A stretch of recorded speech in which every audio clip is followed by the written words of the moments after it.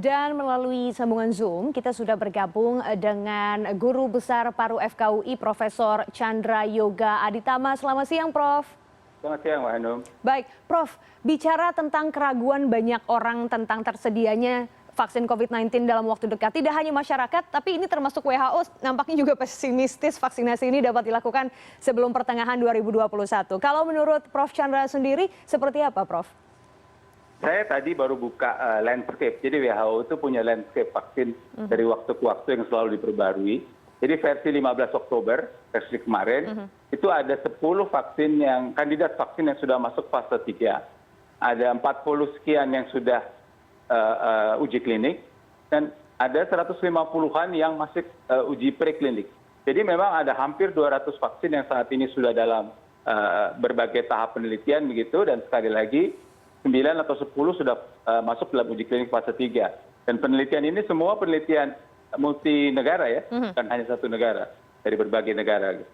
Oke, kalau pendapat Prof sendiri seperti apa? Ini mungkin memang banyak produsennya, banyak yang membuat gitu. Semua negara bahkan beradu balap untuk bisa menjadi yang pertama ataupun yang tercepat mendapatkannya. Kalau Prof sendiri melihat ini seperti apa sih, Prof?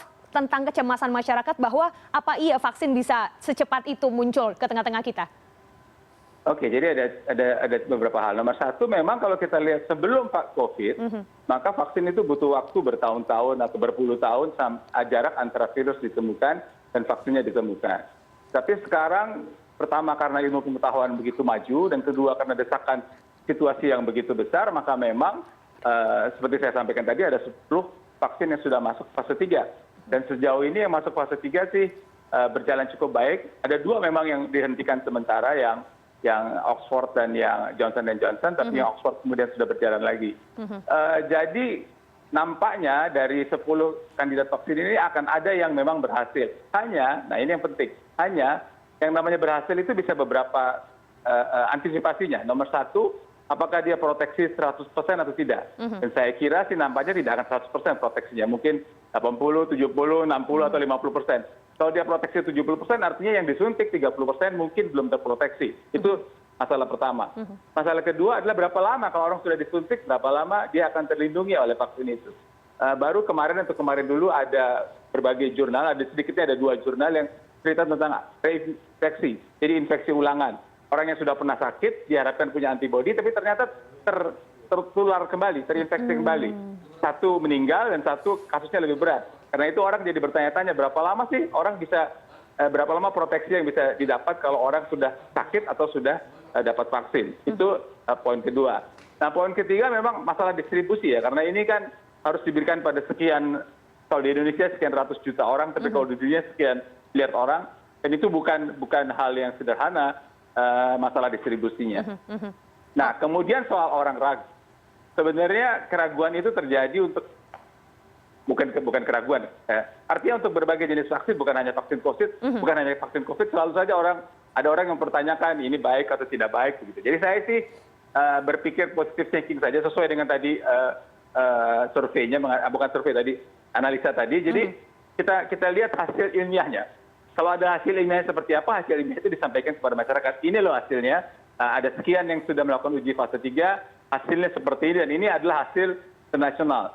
Indonesia memang ikut salah satu di antaranya, tapi hasilnya adalah hasil internasional. Jadi kalau ada hasil yang jelas terbuka kepada masyarakat, diharapkan ini bisa menjadi modalitas begitu untuk menjelaskan kepada masyarakat, tadi disebut-sebut secara lebih transparan gitu. Oke, Prof, terkait dengan angka 100% itu memang akan terus ada karena pandemi ini belum berakhir, jadi belum bisa ketahuan sampai sejauh mana ya, Prof, ya. Maksudnya daya tahan tubuh seseorang ini dia bisa bertahan dengan vaksin yang sudah ada dan bisa berkali-kali suntik, dan tentunya itu juga mungkin menimbulkan kecemasan lain. Misal, kalau kita bicara tentang proses produksi vaksin yang dipercepat, vaksin untuk mengatasi penyakit menular saja biasanya kan dikembangkan selama bertahun-tahun begitu ya, Prof. Termasuk uji coba aja tuh bisa makan waktu mungkin sampai 5 sampai 10 tahun dari tahapan penelitian sampai penerapan. Boleh koreksi saya, Prof, kalau saya salah. Dan kita dipersingkat akhirnya menjadi hitungan bulan. Kalau dari pengalaman Prof Chandra sendiri, bagaimana sih, Prof, proses percepatan seperti ini possible untuk dilakukan?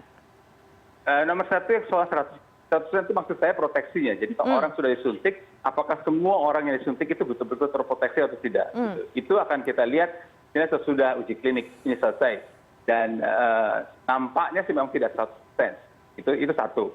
Yang kedua seperti saya bilang tadi akan berapa lama terlindungi. Nah, sebenarnya soal berapa lama ini juga bukan hal yang baru karena banyak vaksin sekarang ini kalau orang pergi haji atau pergi umroh ya harus divaksin meningitis, dan vaksin meningitis yang diberikan kepada jamaah umroh kita atau haji kita itu setelah 2 tahun harus divaksin ulang.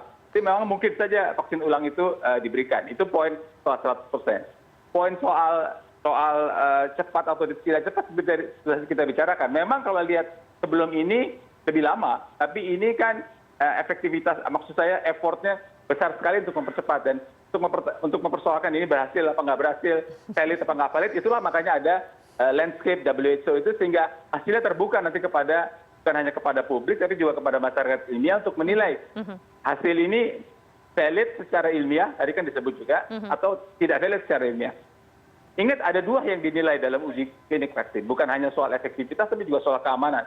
Jadi dia harus aman dan harus efektif, dan itu akan keluar dari hasil uji klinik, dan uji klinik ini sekali lagi masing-masing vaksin itu dikerjakan di beberapa negara, jadi kita bisa lihat hasilnya secara besar nantinya, kita bisa, dan itu yang saya pikir akan digunakan untuk menjelaskan kepada masyarakat.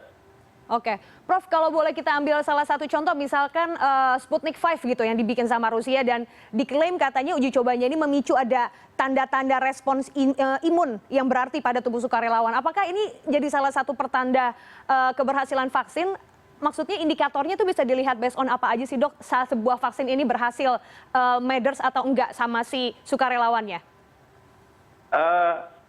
Yang pertama Sputnik itu tidak masuk dalam WHO landscape sepanjang yang saya tahu ya. Oke. Jadi dalam yang 9 atau 10 itu kalau saya tidak salah sih tidak ada. Tapi nanti coba saya cek lagi. Itu satu.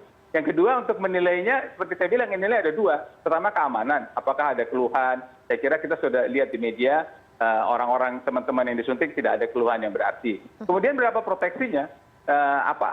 Bagaimana orang itu bisa terlindungi setelah vaksin itu diberikan? Makanya biasanya sesudah sampel yang terakhir, maksud saya orang yang terakhir disuntikan, ditunggu dulu berapa lama, apakah orang itu benar-benar terlindungi terhadap penyakit itu. Dia bisa periksa darahnya, bisa diperiksa katakanlah bahan-bahan dalam darahnya untuk tahu apakah dia terlindungi atau tidak. Itu ada metodologinya sendiri dan sekali lagi metodologi itu baku ya, digunakan di seluruh dunia, dan pasti sebelum uji coba klinis dilakukan itu sudah dicek oleh Badan POM setempat, kalau Indonesia oleh Badan POM, di tempat lain oleh Badan POM negara itu, untuk memastikan cara metodologi menilainya itu valid untuk dinyatakan hasilnya nanti.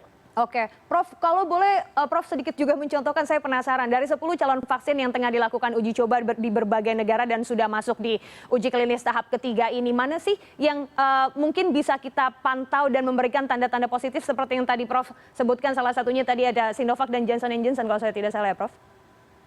Ya, bukan. Yang saya bilang Johnson & Johnson dan Oxford itu adalah yang pernah dihentikan. Jadi Oxford itu pernah menghentikan karena ada keluhan tertentu, kemudian keluhan itu dinilai dulu, dan itu hal yang biasa sebenarnya dalam uji klinik vaksin. Bukan hal yang biasa, hal yang wajar terjadi. Jadi mungkin saja pada ribuan orang ada 1 orang yang kemudian meragukan keluhannya, sementara demi keamanan, ini bukan demi efektivitas, demi keamanan kemudian dihentikan dulu, dinilai apakah gangguan pada orang itu berbahaya atau tidak, apakah gangguan pada orang itu berhubungan dengan vaksinnya atau tidak. Tapi kemudian untuk yang Oxford ternyata oke, nggak apa-apa, diteruskan. Sekarang yang terjadi yang sedang di hold sementara adalah yang Johnson & Johnson. Kemudian timnya akan menilai, timnya selalu tim independen akan menilai apakah gangguan pada orang itu yang disuntikan vaksin itu berbahaya atau tidak, berhubungan dengan vaksin atau tidak. Kalau tidak, penelitiannya akan jalan terus. Nah, dari 10 kandidat itu belum ada yang selesai penelitiannya. Jadi belum bisa kita katakan efektivitasnya bagaimana. Jadi kita tunggu hasil penelitiannya, baru nanti kita bisa secara ilmiah mengatakan bahwa ini efektif atau tidak efektif. Kalau efektif, seberapa efektif? Karena bisa saja efektif, tapi efektivitasnya katakanlah tidak 100% maksimal misalnya. Oke, setidaknya kita punya harapan ya Prof, memang vaksin ini akan ada segera ke tengah-tengah kita begitu ya Prof ya? Betul. Vaksin ini adalah satu harapan, cuman memang vaksin ini tidak akan mengubah segalanya. Kita mesti tunggu dulu hasil uji klinik untuk kemudian bisa kita tahu langkah berikutnya, dan seperti sudah berulang kali disampaikan oleh media, menjaga jarak, mencuci tangan dan memakai masker saat ini masih terus harus dilakukan, dan kalau vaksin sudah ada kita harus nilai dulu efektivitasnya sebesar apa, dan nampaknya pada fase-fase awal paling tidak maka protokol kesehatan harus tetap dijaga ketat. Dan ingat, harusnya semua orang atau katakanlah 70-80% populasi harus dapat vaksin itu, dan itu butuh waktu. Jadi memang kita masih akan cukup lama menjalankan protokol kesehatan yang sudah kita jalankan beberapa bulan terakhir ini. Betul. Termasuk di studio pasti. Betul. Prof, lihat saya punya masker di sini yang selalu saya pakai, Prof, setiap saya selesai segmen opening dan closing, karena kita juga mengikuti anjuran pemerintah begitu ya. Prof, kalau boleh kita membahas dari masa bertugas Prof Chandra di India. Mungkin Prof kemarin berakhir masa tugasnya di tengah-tengah pandemi ya, Prof, kalau saya tidak salah di awal bulan Oktober. Bagaimana sih Prof kalau dari pantauan Prof sendiri dampak lockdown dengan persebaran COVID di India? Apalagi kita tahu ini India menggeser Brasil menjadi negara nomor 2 dengan kasus COVID terbanyak di dunia setelah Amerika Serikat. Iya, lockdown-nya dia itu salah satu yang terbesar di dunia pada waktu mereka mulai bulan Maret. Karena pada waktu bulan Maret mereka lockdown itu lockdown seluruh negara. Dan kalau ya India bicara seluruh negara adalah 1,3 miliar penduduk dunia, gitu ya. Pada waktu itu memang sudah pernah ada lockdown di Cina, tapi lockdown-nya tidak seluruh negara. Mula lockdown di Wuhan, kemudian lockdown di Shanghai. Tapi kalau Cina, from the very beginning dia sudah lockdown seluruh negara. Dan itu dia pakai lockdown 1.0, lockdown 1, kemudian diteruskan lockdown versi 2, versi 3, versi 4, saya lupa mungkin sampai versi 5. Kemudian kalau kita pakai istilah PSBB transisi, mereka menggunakan istilah unlock 1, unlock 2, unlock 3, begitu juga sama. Nah, itu lockdown-nya. Dan waktu lockdown awal memang ketat sekali, saya sudah tulis juga di beberapa media bahwa di sekitar saya memang tidak ada orang di jalan pada waktu bulan-bulan pertama, walaupun belakangan memang sudah mulai unlock. Tetapi memang kasusnya terus meningkat. Kalau keterangan resmi pemerintah India mengatakan kalau kita nggak lockdown kasusnya lebih tinggi lagi begitu ya. Saya juga tidak mau berpolemik tentang hal itu. Yang jelas lockdown dilakukan sangat ketat pada waktu itu, walaupun sekarang sudah mulai dilonggarkan, tapi kasusnya memang meningkat. Jadi jumlahnya memang sekarang tahu saya nomor 2 apa nomor 1, pokoknya salah satu yang paling tinggi di dia kalau bicara jumlah kasus. Nah, harus diingat juga mereka cukup banyak melakukan tes ya, saya tidak ingat persentasenya, tapi tesnya cukup banyak dilakukan, dan tentu saja India menghadapi masalah yang cukup besar karena penduduknya besar dan juga variasinya luas ya, jadi ada orang yang sangat katakanlah kelompok yang sangat atas, ada kelompok yang sangat bawah begitu, sehingga memang manajemennya juga cukup sulit walaupun hanya satu daratan tidak bentuk pulau-pulau seperti Indonesia. Oke, kalau dari yang Prof Chandra lihat, bagaimana sih Prof perbandingan penanganan COVID-19 yang dilakukan di India dan juga di Indonesia, atau mungkin bisa dibandingkan dengan negara-negara lain di bawah WHO Southeast Asia lainnya? Ini jawaban yang seakan-akan klasik, tapi memang harus diakui benar adanya bahwa tiap-tiap negara punya caranya sendiri-sendiri, dan memang berbeda antara satu negara dengan negara lain, pendekatannya beda-beda. Dan saat ini memang masih banyak model, saya nggak bicara Southeast Asia, masih banyak model di dunia, dan kita lihat hasilnya juga macam-macam. Artinya ada yang naik, kemudian dilakukan lockdown, dan kemudian dia turun, tapi ada yang naik, kemudian dia naik lagi, gitu. Ada yang aktif tidak melakukan lockdown secara ketat begitu, tapi kasusnya juga turun. Jadi saya kira semua tempat itu harus mempertimbangkan keadaannya sendiri-sendiri, dan bahkan bukan hanya negara memang, mungkin harus lebih kecil dari negara, penerapannya itu pada tingkat yang subnasional ya. Kalau kita itu saja provinsi atau kabupaten kota. India juga begitu, mula-mula dia lockdown seluruh negara, kemudian waktu mau memperpanjang lockdown itu selalu ada pertemuan antara Perdana Menteri India dengan seluruh head of negara bagian, dan dia punya sekian puluh negara bagian untuk memutuskan terus apa nggak terus. Mula-mula semua terus, nanti ada yang sebagian oh enggak, kita sudah mulai mau buka ini, kita mau mulai buka ini, yang satu lebih bilang oh kita enggak, kita. Jadi memang beda tempat dengan tempat yang lainnya. Harus diketahui bahwa satu negara bagian di India bisa 200 juta orang penduduknya. Jadi karena negaranya memang besar sekali. Di negara-negara Southeast Asia juga beda-beda pendekatannya. Tapi walaupun beda-beda pendekatannya, prinsip dasar untuk mentes, mentrace, dan mentreat itu memang harus jadi pegangan yang utama. Kenapa itu? Karena kalau kita tidak tes, kita tidak tahu berapa besar situasi yang ada sebenarnya. Karena itulah tes itu harus dilakukan untuk tahu situasi yang ada sebenarnya. Itu poin pertama. Dan poin kedua, kalau kita tes, dan ketemu orang sakit, maka orang sakit itu bisa diobati dia sendiri, dan juga yang juga tidak kurang pentingnya, orang itu bisa diisolasi sehingga tidak menularkan ke orang lain. Kalau tidak dites, kita tidak tahu orang itu sakit atau tidak sakit, sehingga penularan bisa terus terjadi. Dan yang kedua, memang karena ini menular dari manusia ke manusia, memang kalau ada orang sakit satu, memang harus di-trace di sekitarnya untuk melihat apakah ada penularan atau tidak. Sama juga maksudnya untuk mengobati kalau dia tertular, dan kemudian untuk mencegah supaya dia tidak menular lagi ke berikutnya. Kan kalau penyakit menular, apapun penyakitnya itu, salah satu prinsip dasarnya adalah memutus rantai penularan. Betul. Gitu ya.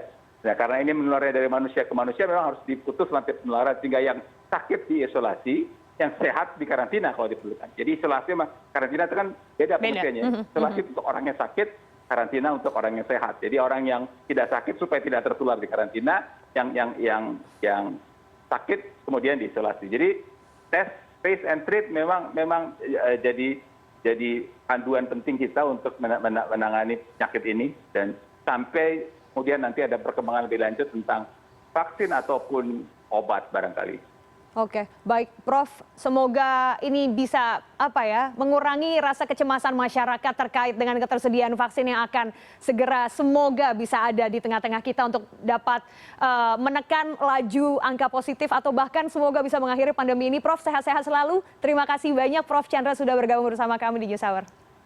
Terima kasih.